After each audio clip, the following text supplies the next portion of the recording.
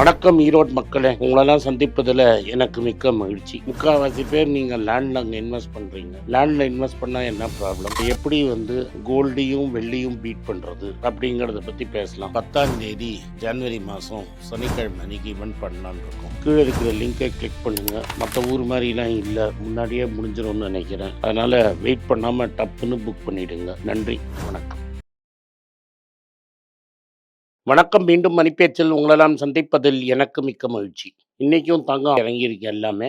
But international மார்க்கெட்டில் bottom out ஆகிடுச்சு. அதனால் இதுதான் பாட்டம் இப்போதைக்கு. நாளைக்கு இதே ட்ரெண்டு கண்டினியூ ஆனால் ஒரு 50 ரூபா ஏறும், 50 ரூபா குறையாது. ஏதாவது மாறிச்சுன்னா நாளைக்கு சொல்கிறேன். Silver no change. ஆனால் சில்வர் நீங்கள் விற்றீங்கன்னா 225 ரூபா 230 ரூபாய்க்கு மேலே கிடைக்காது. யூஎஸ்டி ஐஎன்ஆர், அதாவது கொஞ்சம் கம்ப்யூட்டர் சயின்ஸ் இன்ஜினியர் தூங்கினதுனால அது 90 கிட்ட க்ளோஸ் ஆகிருக்கு. இன்றைக்கும் இன்னைக்கு கொஞ்சம் ஏறும்னு நினைக்கிறேன். பட் நான் உங்கள்கிட்ட இந்த வார பிகினிங்கில் சொன்ன மாதிரி இந்த ட்ரேடு எதையுமே நம்ம சீரியஸாக எடுத்துக்க முடியாது. அடுத்த மண்டே தான் நம்ம முழிச்சுக்கோம். மண்டே தான் நம்மளால் சீரியஸ் ட்ரேடே பார்க்க முடியும். மண்டே டியூஸ்டேக்கு அப்புறம் தான் ஜோரே பிடிக்கும். அதுக்கு முன்னாடி பார்த்துட்டு நீங்கள் சொன்னீங்க நான் சொன்னேன்னு சொல்லி யூஸே கிடையாது. அதனால தான் இப்போ இருக்கிறதெல்லாம் ரொம்ப தின் ட்ரேட்ஸ் அப்படிம்பாங்க. அப்படின்னா ரொம்ப தின் வால்யூமில் ட்ரேட் ஆகிட்டுருக்கும். இந்த தின் ட்ரேட்ஸில் நம்மளுக்கு ஒன்றும் பெரிய விஷயம் கிடைக்காது. இன்றைக்கி என்னெல்லாம் கண்டென்ட் இருக்குதுன்னு நம்ம பார்ப்போம். First main content gold and வெள்ளி ஹிஸ்டாரிக் ஹை. வெள்ளி வரலாறு காணாத ஹை. கோல்டு எனக்கு தெரிஞ்சு ரொம்ப நாள் கழித்து இவ்வளோ கெயின் கிடச்சிருக்கு. இவ்வளோ தூரம் கோல்டு ஒரே வருஷத்தில் ஏறிச்சுன்னா 1979 ஏறிச்சு இதே பெர்சன்டேஜ். பட் அதுக்கப்புறம் வோல்கர் ப்ரெஷர் போட்டார். இப்போ இவ்வளோ தூரம் பர்சன்டேஜ் ஆனாலும் இன்னும் ஏறுறதுக்கு தான் வாய்ப்பு இருக்குது. ஏன்னா வோல்கர் மாதிரி டஃப் பிளானை சென்ட்ரல் பேங்க்கில் போட மாட்டாங்க. அடுத்த வருஷம் இதுக்கு ஈக்குவலாக கெயின் கிடைக்காது, கொஞ்சம் பார்ஷியல் கெயின்ஸ் கிடைக்கும். ஏன் இதை சொல்கிறேன்னா, யூஎஸ் ஃபெட்ரல் ரிசர்வோட மினிட்ஸில் எல்லா சைட்லேயும் அடிதடி சண்டை. பாதி பேர் ரேட் கட் பண்ணலான்னு சொன்னாங்கன்னா, பாதி பேர் ரேட் கட் பண்ணாதீங்கன்னு சொல்கிறாங்க. ஸோ அடுத்த வருஷத்தில் 1 2 ரேட் கட் தான் வருங்கிறாங்க. அண்ட் இன்ஃப்ளேஷன் கபகபன்னு ஏறிச்சுன்னா, எஸ்பெஷலி டாலர் விழுறதுனால இன்ஃப்ளேஷன் ஏறிச்சுன்னா, டெஃபினட்டாக உங்களுக்கு ரேட் கட் அடுத்த வருஷம் வராது. ஸோ 0% இன்ட்ரெஸ்ட் ரேட்டுங்கிறது கம்மி. அந்த ரேட் கட் ரொம்ப வராதுன்னா கோல்டோட கெயினும் கேப்டு. தட் இஸ் உடனே விழாது. பட் 18 19ன்னு போக வேண்டியது 14 15ன்னு போகலாம். ஸோ அந்த கோல்டோட இன்க்ரீஸ் அமெரிக்காவில் எவ்வளோ இன்ட்ரெஸ்ட் ரேட் கட் பண்ணுறாங்களோ அதை பொறுத்து தான் இருக்குது. அது இன்றைக்கி ஊசலாடிட்டுருக்கு. அதனால் நம்ம பொறுமையாக வெயிட் பண்ணுவோம். அவசரமாக எங்கேயாவது பேட்டை சுற்றி மாட்டிக்க முடியாது. இதுதான் நியூஸு கோல்டை பற்றி. அண்ட் ஆல்சோ இன்டர்நேஷ்னல் மார்க்கெட்டில் டாலர் என்ன ஆகுங்கிறத பொறுத்தி. அமெரிக்காவில் ஏறாட்டாலும் ஜப்பானில் இன்ட்ரெஸ்ட் ரேட் ஏறும். அப்படின்னா மோர் என் அந்த ஊருக்கு வர ஆரம்பிக்கும். என் ஸ்ட்ரென்தன் ஆகும் நெக்ஸ்ட் இயர். இதுவும் இன்றைக்கி இருக்கிற ரேட்டை பொறுத்து இருக்குது. அண்ட் ஜாப்பனீஸ் எக்கானமி எப்படி கோப்பப் பண்ணுறதுன்னு பார்த்து. அமெரிக்காவில் க்ரோத் ரேட் ரொம்ப நல்லா இருக்கிறதுனால அவங்க ரேட் கட்டுக்கு எந்த ஜஸ்டிஃபிகேஷனும் கிடையாது. அதனால் நம்ம கிளியராக கோல்டு அப்பப்போ கொஞ்சம் கொஞ்சமாக அக்யூமுலேட் பண்ணுவோம். ஆனால் இது மாதிரி பெருசாக எக்ஸ்பெக்ட் பண்ணாதீங்க. 50% 60% கெயின் வரும் அப்படின்னு நினைக்காதீங்க.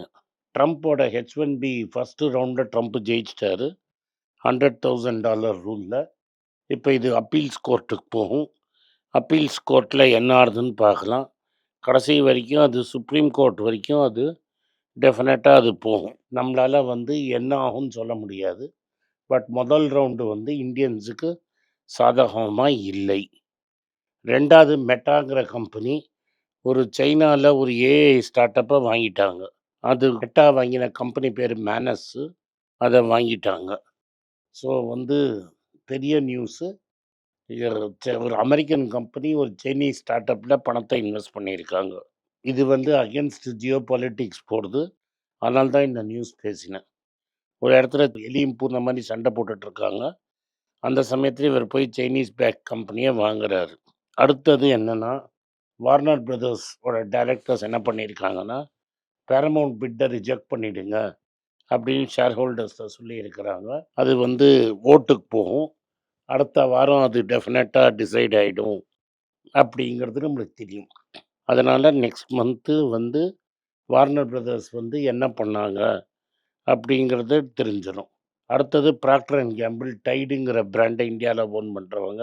ஒரு சானிட்டரி பேடும் அவங்க தான் டாப் மார்க்கெட் ஷேர். இந்த பிராண்ட் என்னென்னா சேல்ஸ் ரொம்ப ஏறலை, ஆனால் ப்ராஃபிட்ஸ் ரொம்ப ஏறி இருக்கு. அப்படின்னா விலைவாசியில் ஏற்றிருக்காங்க, ப்ரீமியம் ப்ராடக்ட்ஸ் தான் விற்றுருக்காங்க, அண்டு கிராமேஜ் குறைச்சிருக்காங்க, ஸ்ட்ரிக் இன்ஃப்ளேஷன் பண்ணியிருக்காங்க. இந்த 3 காம்பினேஷன்னால் இவங்களோட நெட் ப்ராஃபிட்ஸ் 19% ஏறி இருக்கு. சேல்ஸ் லோ சிங்கிள் டிஜிட்டில் தான் ஏறி இருக்கு. இது நம்மளுக்கு என்ன சொல்கிறதுனா, மார்க்கெட் பெருசாக ரிக்கவர் பண்ணலை அப்படிங்கிறது நம்மளுக்கு தெரியும். இனிமேல் நம்ம வந்து கவர்மெண்ட் ஃபிகர்ஸாக தான் போனோங்கிறதுனால நம்மளோட எக்கானமி வந்து ஜப்பானோட பெருசாயிடுச்சு அப்படின்னு நம்ம கிளைம் பண்ணிக்கிறோம். உண்மை யாருக்கு தான் வெளிச்சம், கண்டு சொல்கிறது ரொம்ப கஷ்டம். முகேஷ் அம்பானி என்ன சொல்கிறாரு, ரிலையன்ஸை வந்து ஒரு ஏஐ கம்பெனியாக மாற்றுவேன், 10 டைம்ஸுக்கு மேலே க்ரோத் இருக்கும் ஏஐனாலன்னு. இதை நம்ம வந்து ஒரு பெரிய மூட்டை உப்போடு தான் எடுக்கணும். ஏன்னா கடனே இல்லாத கம்பெனியாக மாற்றுவேன்னாரு. அதுக்கப்புறம் இதை பண்ணுவேன் அது பண்ணுவேன்னாரு. இது வரைக்கும் அவர் சொன்னது ஒன்று, செய்தது ஒன்று. அதனால் இதை நம்ம எடுத்துக்க முடியுமான்னு எனக்கு தெரியல. அடுத்தது தாஜ் ஜிவிகேன்னு ஒரு கம்பெனி. மெட்ராஸ்லேயும் ஒரு ஹோட்டல் இருக்குது அவங்களுக்கு, மவுண்ட் ரோட்டில் 6 ஹோட்டல் தாஜ் மெயின்டைன் பண்ணின்னு இருக்கு. தாஜுக்கு நியர்லி 30% ஷேர் இருந்தது. அந்த ஷேர்ஸை வந்து தாஜ் ஜிவிகே ஓனர் ஜிவிகேட்டே விற்றுட்டாங்க. நல்ல மார்க்கெட் ரேட்டில் தான் விற்றாங்க. ஏன் விற்றாங்கன்னா அவங்க அசெட் லைட் ஸ்ட்ராட்டஜிக்கு போகிறாங்க. இதுலேருந்து வர காசை என்ன பண்ண போகிறாங்க, கடன் தான் அடைப்பாங்கன்னு நான் நினைக்கிறேன். இந்த ஹோட்டல்ஸ் 6 ஹோட்டலையும் தாஜ் தான் மெயின்டைன் பண்ணும் ஃபார் தி லாங் டேர்மு. அதனால் இது அசெட் லைட் ஸ்ட்ராட்டஜியில் தாஜா ஹெல்ப் பண்ணும். இப்போ 67% ஆஃப் தி ஹோட்டல்ஸ் வந்து தாஜில் வந்து அது எல்லாமே வந்து ஓன் ஹோட்டல்ஸுக்கு பதிலாக வேறு யாரோ ரியல் எஸ்டேட்டு காசு போடுவாங்க, இவங்க வெறும் ஹோட்டல் தான் நடத்துவாங்கங்கிறதுக்கு இவங்களுக்கு போயிடும். அதனால் இவங்கள்ட்ட வந்து டெஃபினட்டாக வந்து இந்தியன் ஹோட்டல்ஸுக்கு இது ஒரு பெரிய கெயின். சவுத் ஆஃப்ரிக்காவில் கார் மார்க்கெட்டில் நியர்லி 50% இந்தியன் கார்ஸு கேப்சர் பண்ணிடுச்சு அப்படிங்கிறாங்க. அப்படின்னா என்ன சொல்கிறாங்கன்னா, either car manufactured in India, எந்த பிராண்டு வேணால் அனுப்புறது, அப்படியே கார் அங்கேயே அசம்பிள் ஆகிருந்தாலும் more than 50% of the components இந்தியாவிலேருந்து போயிருக்கும். ஸோ சவுத் ஆஃப்ரிக்காலே இருக்கிற பெரிய மார்க்கெட்டை இந்தியன் கார் கம்பெனிஸும் இந்தியன் ஆட்டோமோட்டிவ் கம்பெனிஸும் கைப்பற்றிட்டாங்க அப்படிங்கிற செய்தி வந்து நம்மளுக்கு வந்திருக்கு. அது ரொம்ப கிளியராக தெரியுது. கோல்டு வாங்குறச்ச மக்கள் என்ன பண்ணுறாங்க, கோல்டு ஜுவல்லரியாக வாங்கினா வேஸ்டேஜ் ரொம்ப ஜாஸ்தியாக இருக்குது, ப்ரெஷர் ரொம்ப ஜாஸ்தியாக இருக்குது. அதனால் மக்கள் தங்கத்தை பாராவும் காயினும் வாங்குகிறாங்க. ஏன்னா மேக்கிங் அண்ட் ஸ்டம்பிங் சார்ஜஸ் கம்மி, இல்லாட்டா கோல்டு பீஸ் வாங்குகிறாங்க. ஆனால் இதில் கவலைக்குடையமாக என்ன இருக்குன்னா, நிறைய யங்ஸ்டர்ஸ் இவ்வளோ வார்னிங் செபி கொடுத்தப்புறம் கூட போய் டிஜிட்டல் கோல்டு வாங்குகிறாங்க. அது உங்கள் ரிஸ்க்கு அப்படிங்கிறத நீங்கள் தெளிவாக புரிஞ்சுக்கணும். பணம் உங்களுது, கையை விட்டு போயிடுச்சுன்னா உங்கள் பணம். இப்போ வந்து இந்தியன் மார்க்கெட் சைஸ் வந்து 8% ஏறிக்குங்கிறாங்க. ஆக்சுவலாக இது 8%லாம் ஏறலை. 15 மாதத்துக்கு முன்னாடியே ஒரு ஹை போச்சு. அந்த ஹையை போன மாதம் வரைக்கும் தொடவே முடியல. வெறும் இன்ட்ராடே ஹை போய் திரும்பி கட்டாகி கீழே விழுந்துருச்சு. ஸோ 15% மார்க்கெட் எங்கேயும் போகல. ஆனால் என்ன பண்ணுறாங்கன்னா, ஜனவரி 1, 2025 எங்கே இருந்தது, இன்றைக்கி எங்கே இருக்குதுன்னு சொல்லி 8% ஹை. அதனால 30 லட்சம் கோடி போயிடுச்சு மார்க்கெட்டு. எஃப்ஐஐ விற்றாலும் நாங்கள் ரெசைலண்ட்டாக இருக்கோங்கிறாங்க. எஃப்ஐஐ ஜாலியாக பணத்தை எடுத்துகிட்டு போனால், ப்ரமோட்டரும் விற்கிறான் எக்ஸ்ட்ரா ஸ்டாக்கு. உங்கள் தலையில் கட்டுறாங்க. உங்கள் தலையிலையும் என் தலையிலையும் தான் வெள்ளை துண்டு விழும். அவங்க ஹாப்பியாக ஜாலியாக போயிடுவாங்க. இதுதான் இன்னொரு செய்தி. இது நம்ம நல்லா தெளிவாக புரிஞ்சுக்கணும். மார்க்கெட்டில் வந்து இதுதான் இன்றைக்கி செய்தி. மார்க்கெட் இன்றைக்கி வந்து ரொம்ப கூத்தாக்குளத்தில் இருக்குது. ஆனால் இது லோ வால்யூம்ஸ் நடக்குது. அண்ட் இதை வந்து திரும்பி வந்து 5ஆம் தேதியிலேருந்து ப்ரெஷர் வர வாய்ப்பு இருக்குது. அதனால் 1, 2ன்னு கன்சிடர் பண்ணுங்கள். ஸ்டீல் ஸ்டாக்ஸ்லாம் பயங்கரமாக ஏறி இருக்குது இன்றைக்கி. 5% ஏறி இருக்கு.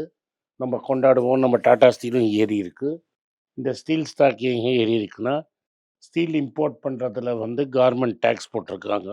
இதனால பெரிய பணம் முதலாளி டாடா மாதிரி முதலாளிகளுக்கு ஹெல்ப் பண்ணும். A1 to A7க்கு அப்புறமா இருக்கிற லிஸ்ட்டில் இருக்கிற ஜேஎஸ்டபிள்யூ ஹெல்ப் பண்ணும். பட் இதில் ரியல் ப்ராப்ளம் என்ன அப்படின்னு பார்த்தீங்கன்னா, இப்போ இந்த ஸ்டீலை நம்பி பிஸ்னஸ் பண்ணுறாங்க, எலக்ட்ரோட்ஸு இது மாதிரி பிஸ்னஸ்ஸு, அங்கெல்லாம் காஸ்ட் ஏறும். ஸோ லோக்கல் மேனுஃபேக்சரிங் காஸ்ட்லி ஆகிடும். டாடா ஸ்டீலுங்கிற கம்பெனி நல்ல கம்பெனி, நம்ம ரொம்ப சீப்பாக கன்சிடர் பண்ணிட்டோம். இந்த ஸ்டேஜில் கன்சிடர் பண்ணாதீங்க, வைர ஊசி மாட்டி நழுவீங்க. இதுதான் இன்னைக்கு செய்தி. இந்த செய்திகள் உங்களுக்கு பிடிச்சிருந்தா வீடியோவை லைக் பண்ணுங்கள், எங்கள் சேனலை சப்ஸ்கிரைப் பண்ணுங்கள், பெல் நோட்டிஃபிகேஷன் தட்டுங்க. இந்த வீடியோவை உங்கள் சொந்தக்காரங்களுக்கும் ஃப்ரெண்ட்ஸுக்கும் அனுப்புங்க, அவங்கள பார்க்க சொல்லுங்கள். நன்றி, வணக்கம். குழந்தைங்களுக்காக ஒரு புஸ்தகம் லான்ச் பண்ணோம். அது ரொம்ப சக்ஸஸ்ஃபுல்லாக இருக்குது. யாருக்கெல்லாம் அந்த புஸ்தகம் போகணுமோ எங்கள் டீமுக்கு கான்டாக்ட் பண்ணுங்கள். கீழே இருக்கிற நம்பர்லேயும் வெப்சைட்லேயும் கான்டாக்ட் பண்ணிங்கன்னா உங்களுக்கு அந்த புஸ்தகத்தை நீங்கள் வாங்கிக்கலாம். மற்ற எங்கள் புஸ்தகமும் அவைலபிள். எங்கள் வெப்சைட் மூலமாகவும் வாங்கலாம். கீழே இருக்கிற வாட்ஸ்அப் நம்பர்லேயும் மெசேஜ் அனுப்பலாம். நன்றி, வணக்கம். எல்லாருக்கும் வணக்கம். மணிபேச்சு.comனு எங்களுக்கு ஒரு வெப்சைட் இருக்கிறது உங்களுக்கு தெரியும். இத்தனை நாள் பல ஆர்டிக்கல் நாங்கள் ட்ரான்ஸ்லேட் பண்ணி அதில் போட்டுட்ருந்தோம். இப்போ நாங்களே டீம் செட் பண்ணி ஒரு வாரத்துக்கு 4 ப்ரீமியம் ஆர்டிக்கலாக போடுறதா டிசைட் பண்ணியிருக்கோம். ரொம்ப மினிமல் சப்ஸ்கிரிப்ஷன் சார்ஜஸ் வச்சுருக்கோம். கீழே அந்த லிங்கை பார்த்தீங்கன்னா இந்த சப்ஸ்கிரிப்ஷன் டீட்டெயில்ஸ் தெரியும். இந்த ப்ரீமியம் ஆர்டிகல்ஸ் மட்டும்தான் சப்ஸ்கிரிப்ஷன் லிங்க்கில் வரும். மற்றதை நீங்கள் இன்னும் ஃப்ரீயாக படிச்சுட்டு இருக்கலாம். இந்த வெப்சைட்டை பற்றி என்ன நினைக்கிறீங்கிறத அந்த வெப்சைட்லேயே உங்கள் கமெண்ட்ஸ் எழுதுங்க. நன்றி, வணக்கம்.